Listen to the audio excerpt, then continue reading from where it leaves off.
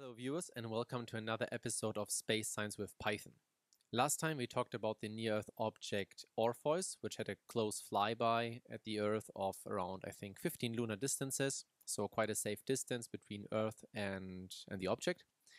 And the orbit was probably also not altered because we computed the sphere of influence of the Earth. Of course, gravity has an infinite range, but there are some concepts to simplify such computations, and we said, okay, only if an object enters the sphere of influence, we consider the gravitational influence or possible perturbations caused by the Earth. And the radius of the sphere of influence was around 2.4 lunar distances. So last time it was more about warm up a little bit with the concept, with Python and so on. And today we will talk about an object that actually entered the sphere of influence. It had its close flyby a few days ago, and it was even between the Moon and Earth. And the object I would like to show you is the object called 2021 WP. Now here, this website I showed you last time, spaceweather.com, a website that provides some interesting information about space weather stuff like solar wind, the sunspots on the sun, the current fireballs and all the other stuff. And here on the bottom of the page you see the list of objects that have a close flyby. And here we have this object, flyby 6 days ago. The missed distance was 0.4 lunar distances, so it entered the sphere of influence, and diameter of the object was around 9 meters. Now 9 meters is a rather small object.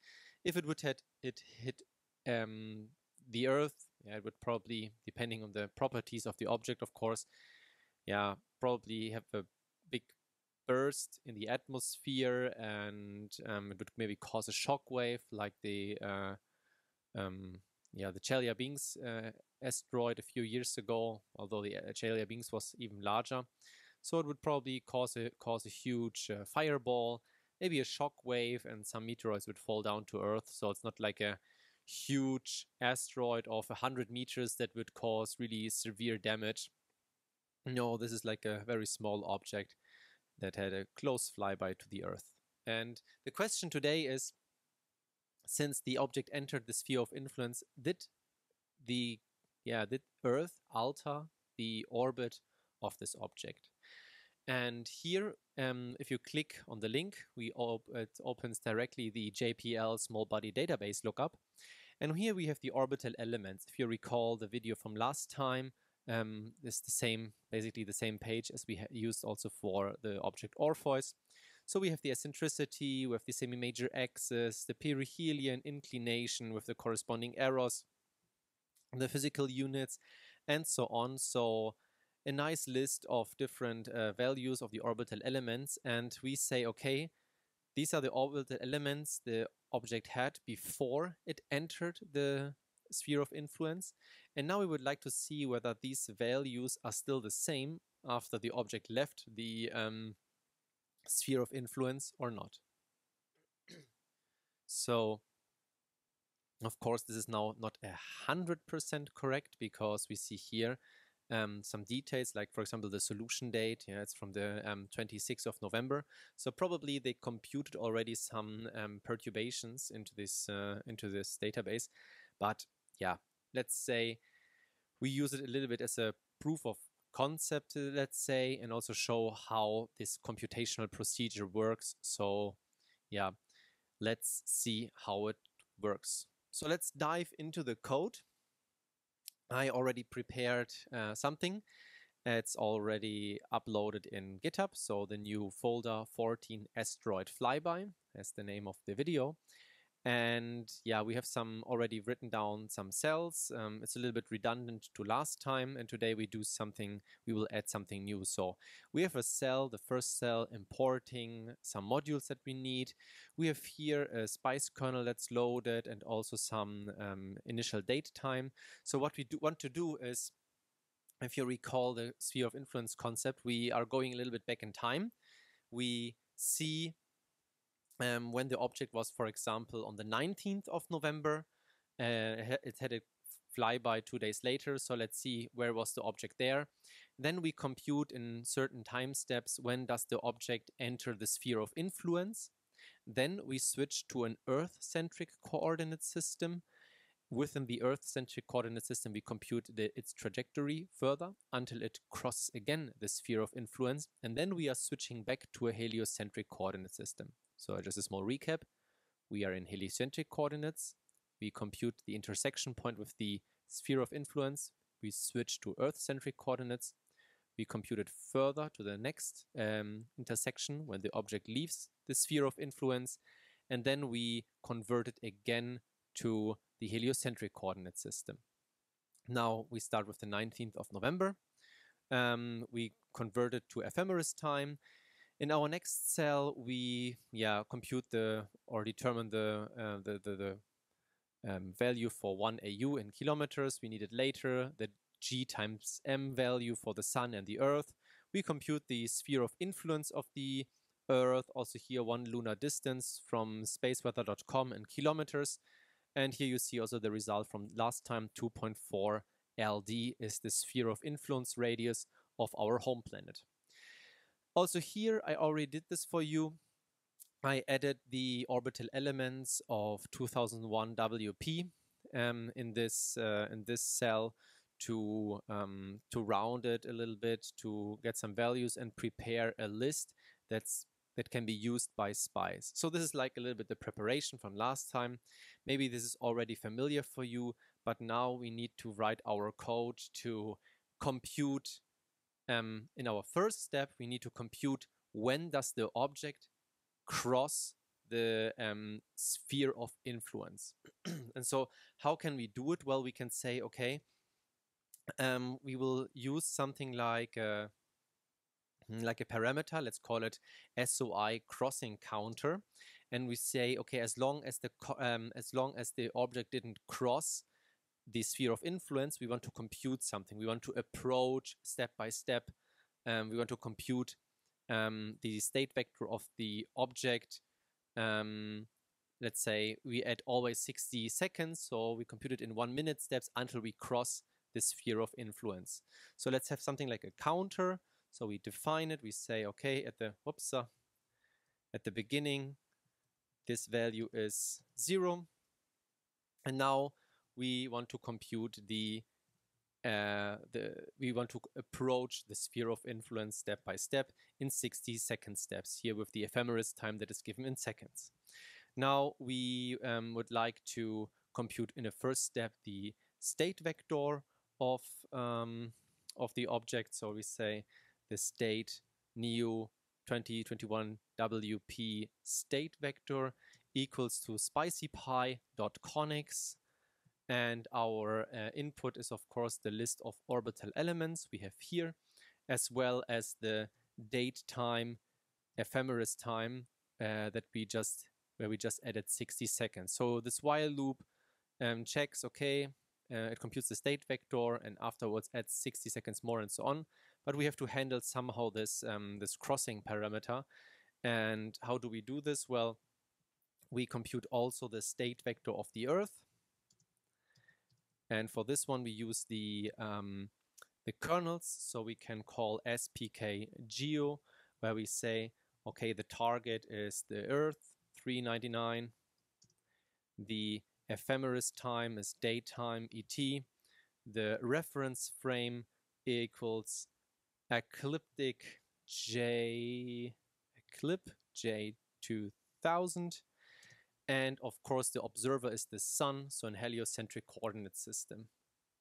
And now we can say, okay, we can compute, for example, the state vector of the object as seen from the Earth. So this is also what we will use later. So we can say the NEO 2021 state vector, maybe just copy paste it here, and we call it state vector or VP with respect to the Earth state vector. I know this is quite a long name for a variable, but it's maybe easier for you to learn it.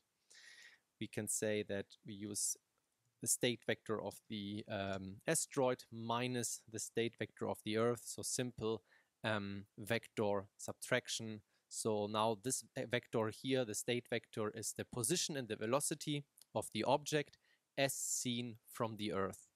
Now, of course, you would say, hey, wait a second, we have this SPK geo function. Why can't we just use this function to compute the state vector to the NEO? Well, we do not have spice kernels. We only have the orbital elements. So we have to compute each state vector individually and then perform some, let's say, linear algebra to compute the state vector. Now we have the the state vector, and we can say, okay, I compute now Earth 2021 WP distance is equal to spicy pi. Wait a second, spicy pi dot v norm, and I want to compute the distance, so I just take the first 3 values of the state vector, and yeah, this is now given in it's given in kilometers. And now I can say, okay, I would like to check when does the object crosses the sphere of influence. So I have to say, okay, I compute it now in kilometers. I can convert it now in LD or whatsoever. But let's stick with kilometers. So we use the distance value and say if the distance is smaller equal 1 LD. So 1 LD was defined here on top in kilometers. We can say, okay, we entered the sphere of influence. So we can say the SOI crossing counter is now added by 1. Yeah, so then the while condition is not fulfilled anymore. We cross the sphere of influence, and we have a state vector of the NEO from as seen from Earth, where the NEO is within the sphere of influence. Now, if we do this, we can also print some values. We could, for example, say, let's, for example, print the date. When does the object enter the sphere of influence? So we can compute the corresponding date time and ephemeris time back to a datetime object. And to make it a little bit more human readable, we take strf time, and on the top I defined a datetime format. So this is like the date when it enters the SOI. And maybe let's do another cross check where we also print the this value, the distance, but maybe let's divide it by 1 LD to see what the value is. Okay. Now I see this is a little bit a mistake. It shouldn't be 1 LD. It should be the SOI actually, not the LD. So this is like the mistake I did. So we should of course take the SOI and not the LD. Yeah, so it should enter the sphere of influence and not the vicinity of or the 1 lunar distance. So let's maybe we computed this already. So let's compute this one. And I did a mistake. Datetime ET is not defined. Oh, that's a pity. Let's have a look here. Datetime ET, maybe I should run everything. Maybe it was empty. Ah, now it works. And we see that the object entered the sphere of influence on the 19th of November at around 3:30 UTC, so in the night, and at a distance of 2.4 lunar distances. So this corresponds to our computed value, of course, with a precision of 60 seconds. But yeah, we can live with a variation of a few kilometers, let's say. So this is now our first result. We have now the state vector of the object as seen from the Earth. In an Earth reference frame. And now we can say, okay, we can now compute the corresponding elements, so the orbital elements, so NEO elements, with respect to Earth, to see what are the results. So what is the perigee, so the periapsis of the object in with respect to Earth. What is the eccentricity, maybe? Maybe it's quite interesting to compute it. For this, we use the function Oscelt, where we convert a state vector back into orbital elements. So we say the state vector is the vector here that we computed. So the vector as seen from Earth, where we did this linear algebra operation. So this is my state vector. No, this is not what I want. Now the function Oscelt requires some more input, also the ephemeris time, which is the date time et, and it also requires the g time m value, so the gravitational parameter times the mass. And we are now in an Earth-centric coordinate system, so we shouldn't use gm sun, but gm Earth. So now we have the orbital elements of the object in Earth-centric coordinate system. And now we can print, for example, the closest distance between the object and Earth, as well as the eccentricity, for example. So we can use this one here divided by 1 LD. Maybe you can then compute this, compare this with the values from spaceweather.com. And the same thing also, maybe, yeah, here eccentricity. So let's have a look. So what do we see? The closest distance, so the perigee, is 0.397, and this corresponds quite well with what we saw here, 0.4 lunar distances, so this fits nicely. Of course, I know the orbital elements are already recomputed, but we will see the changes are only minor. And the eccentricity is very high, it's 8.9. So let's have a small recap about the eccentricity. So the eccentricity indicates the shape of the orbit. A value of 0 means it's a circle. Between 0 and 1, it's an ellipse. If the value is exactly 1, it's a parabolic trajectory. And larger 1 means it's hyperbolic. So 8.9 is extremely hyperbolic, like almost a straight line, which means that the object is just having a flyby. So it's not captured by or catched by the Earth, so it won't orbit as a small moon, now our home planet. It will just fly by and it will say au revoir and leave the sphere of influence after some time. So it's extremely hyperbolic, leaving us alone. Now what we can do, we can now use this code we had here. We have to rewrite it a little bit and check when does the object leave us. So we will say, okay, as long as we are inside the SOI, so the value changed to 1, so we will now later add +1 if it leaves the orbit here, following this condition. But we have to a little bit recompute this a little bit. So first of all, we won't need the Earth state vector. We are within the orbital, within the reference frame of Earth. So maybe just sort it a little bit. First, we have, we will compute the state vector within the Earth. And for this, we use the conical elements we just computed. So this is the conical elements, so the orbital elements within the sphere of influence. So this is now our state vector based on the orbital elements, not in heliocentric, but in Earth-centric coordinates. We don't need any linear algebra. We have our vector. That's basically it. And now we need to also again compute the distance between the object that is now propagating or moving inside the SOI and the Earth. So let's compute the distance. And now we say, okay, if it leaves the sphere of influence, so it's larger or equal the sphere of influence, we will increase the value again. So the while condition will, let's say, break.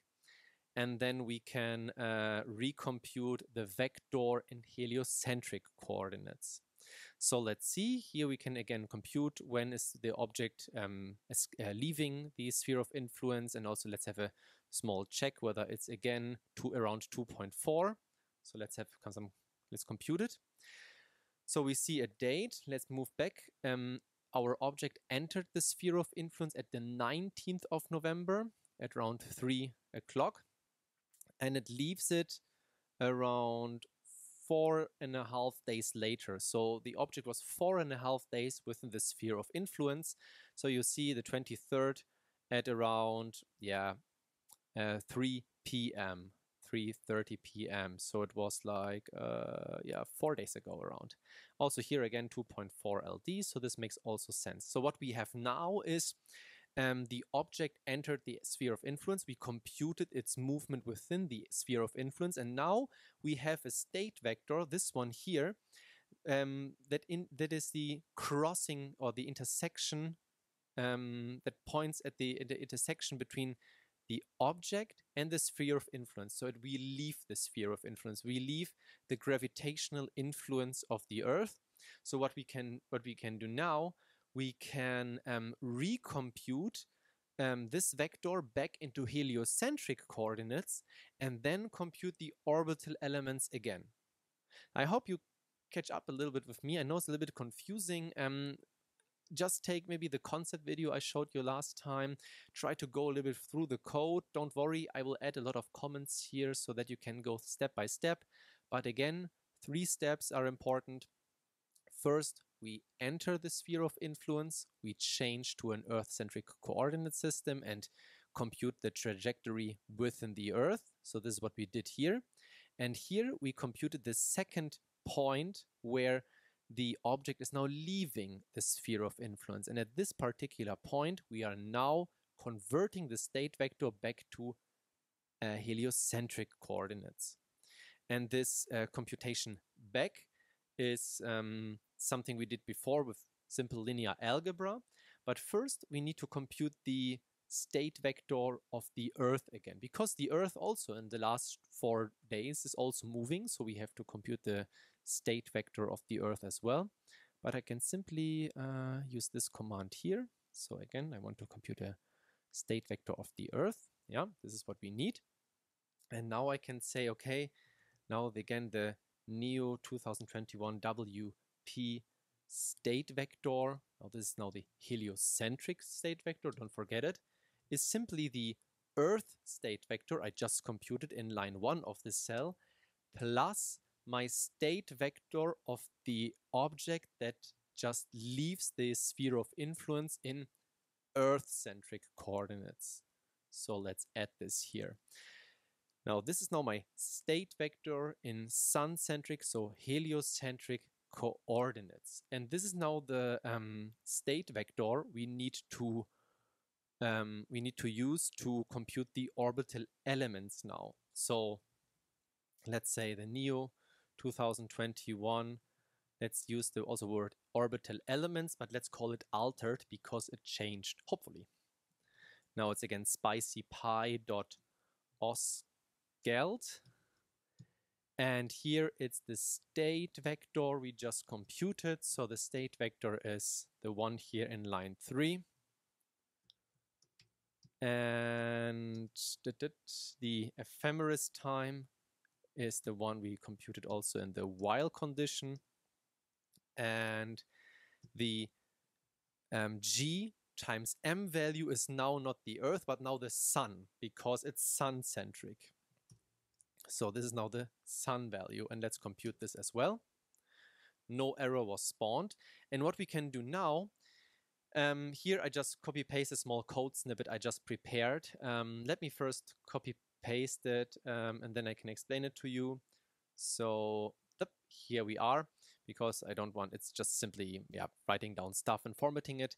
What do we do now? We print now the perihelion value of the object before it entered the sphere of influence, given an AU, so we normalize it in AU.